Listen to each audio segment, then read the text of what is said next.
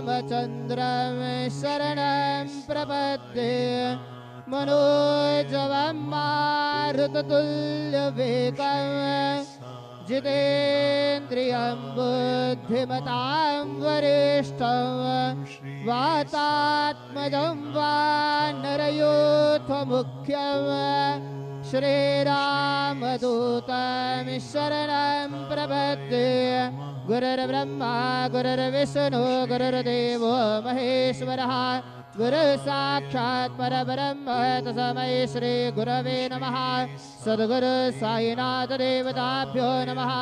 प्रातः पूजनार्थे गन्धाक्षतपुष्पैः सम्पूज्य अदधूपः वनस्पतिर्सोद्भूतो गन्धाढ्यो गन्ध उत्तमः अग्रे सर्वदेवानां धूपोऽयं प्रतिगृह्यताम् धूपमाघ्रापयामि साज्यं च वर्तिसंयुक्तं वह्निरायोजितं मया दीपं गृहाण देवेश त्रैलोक्यतिमिरापः दीपं दर्शयामि दीपानान्तरेण उपहारनैवेद्यं निवेदयामि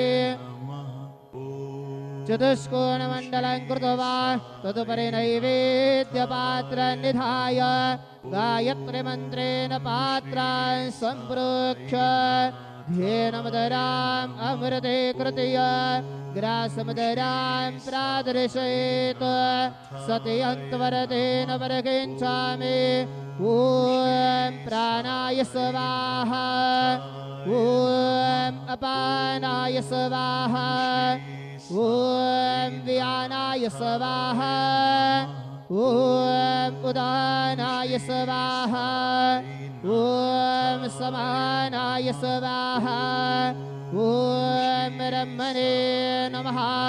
मध्ये पानीयं समर्पयामि पुनर्नैवेद्यं निवेदयामि ॐ प्राणाय स्वाहा ॐ अपानाय स्वाहा ॐ व्यानाय स्वाहा ॐ उदानाय स्वाहा ॐ समानाय स्वाहा ॐ ब्रह्मणे नमः।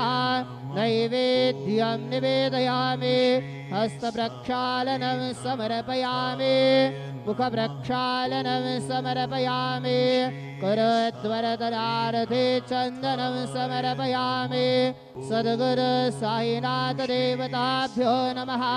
प्रार्थनापूर्वक नमस्कारं करोमि तथा च मङ्गलारार्तिक्यदीपं दर्शयामि।